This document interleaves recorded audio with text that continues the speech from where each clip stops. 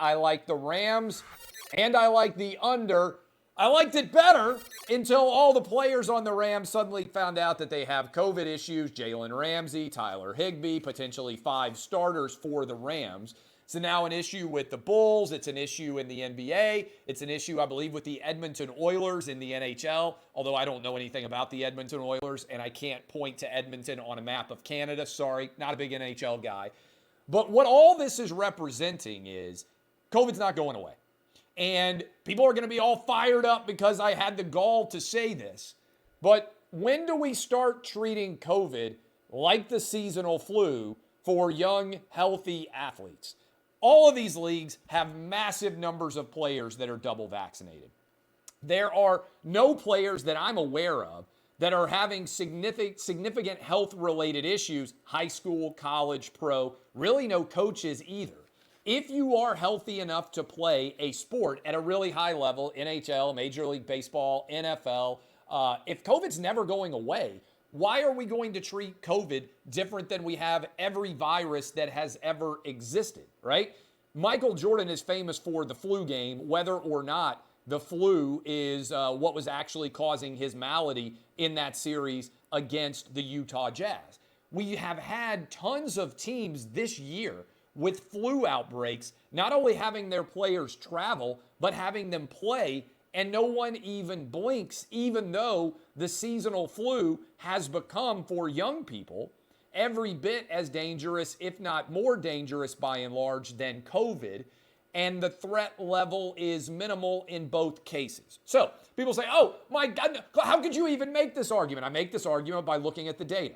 I was the person foremost last year who said, hey, guess what?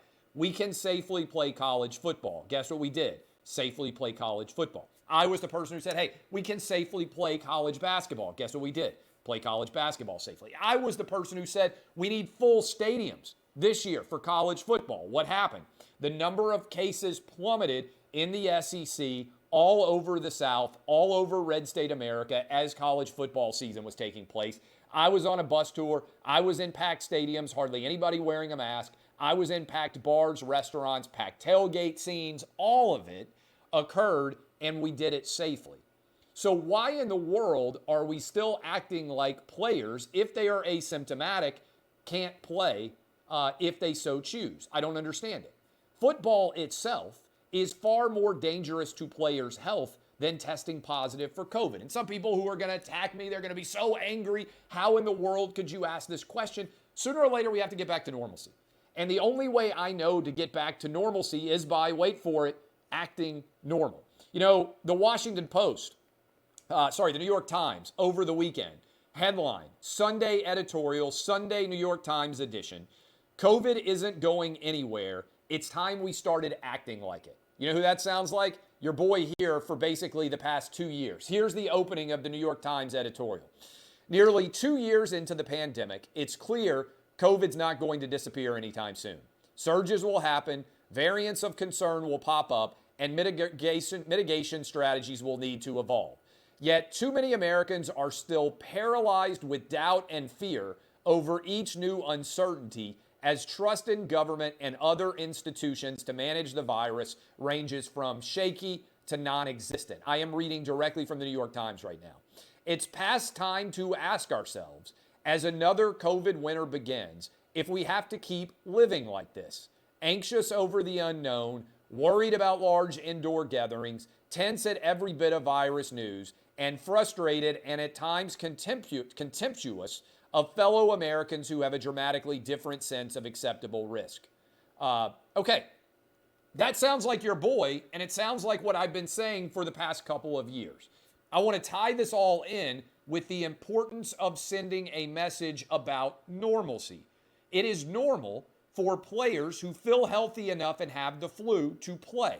Why do we need a specific COVID policy 2 years in when everybody basically in all pro sports are vaccinated, when all coaches are vaccinated, and when COVID is not going to go away, it's going to be endemic? Are we going to continue to treat COVID for all time as some death sentence for young athletes and coaches when the reality is there's been virtually no risk at all to anyone who has tested positive. And let me just talk about this for a moment. This ties in. Jen Psaki came out and said she thinks it's okay for kids to be forced to go outside. Did you guys see this video? To be forced to go outside and eat in the freezing cold. I saw where Portland is making kids sit on ridiculous buckets, socially distanced outdoors. New York City is doing this. Washington, D.C. is doing this. This is pure madness. This is akin to what happened in the early days of COVID. Do you remember when they put all of the tape around the crime scene tape, all around the caution tape, all around kids' playgrounds? Do you remember in New York City parks where they made circles and you were supposed to sit inside of circles? This is madness. This is evidence of a psychological disorder. Kids are not in danger from COVID, okay? Period. There are ages 5 to 11, 28 million kids in America. Around 150 of them or so have died with COVID. I say with COVID because most of those kids, unfortunately, had comorbidities, had many other issues at play. Your kid, and I say this because I've got an 11-year-old and I've got a 7-year-old. I've got two kids squarely in the 5 to 11-year-old age demographic.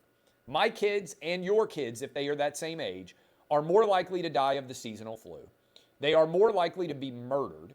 They are more likely to die in a traffic accident. They are more likely to drown. Okay? I wish no young kids died. But if you were sending your kid to school every day in a Kevlar flak jacket to protect them in the event that they were shot, that would be irrational parenting, certainly in most communities in America. If you took your kid to school and you insisted that when they rode with you in the car, they needed to be wearing a football helmet or a motorcycle helmet, that would probably make them a bit safer inside of the car. It would certainly protect their heads, but it would not be a rational response to risk. We are behaving on a daily basis still, after nearly 2 years of COVID, in a fundamentally irrational fashion. And when I see the New York Times writing that we need to change our behavior, and when I see what Dr. Fauci and Jen Psaki are continuing to say, they don't know how to turn off the irrationality and the artificial sense of fear that is not supported in any way by the data, because they ramped it all up to try to win the 2020 election. And we have now entered a form of psychological failure, of mental anguish that is unsupported, and anxiety that is unsupported by the basic data. If you are under the age of 65, okay, your risk from COVID is quite slight. If you are under the age of 11, your risk from COVID is virtually zero. If you are concerned about COVID, the smartest thing you can do, based on the data we are seeing, is get your ass in shape and lose weight. Instead of shutting down gyms and parks, if the federal government wanted to mandate something, they should have mandated exercise, because the best way to fight COVID was not to be shut up in your house eating Cheetos and watching Netflix. It was to be busting your ass in a workout in a gym or in a park, so that your overall rate of obesity declined and you got healthier, so that if you got COVID, you would be able to handle it in your body. This is madness. And sports are an important part of this. We have to get back to allowing people. First of all, I don't know why we're still testing, right? I don't even know why COVID testing is necessary. If players test positive for COVID and they are 100% healthy, what is this madness that we're not allowing them to play if they're asymptomatic? Yes, they can spread it. You can spread every virus. Most viruses, however, I don't believe, are asymptomatic. If we're letting guys play with the flu, why in the world are we not letting people play with COVID? People are all going to be fired up because you have to respect the virus. How dare you try to be rational and analyze fear and actually encourage people to get back to normalcy in their life? This is a form, I really believe this, of mental anxiety disorder, as opposed to a rational response to a legitimate public health threat.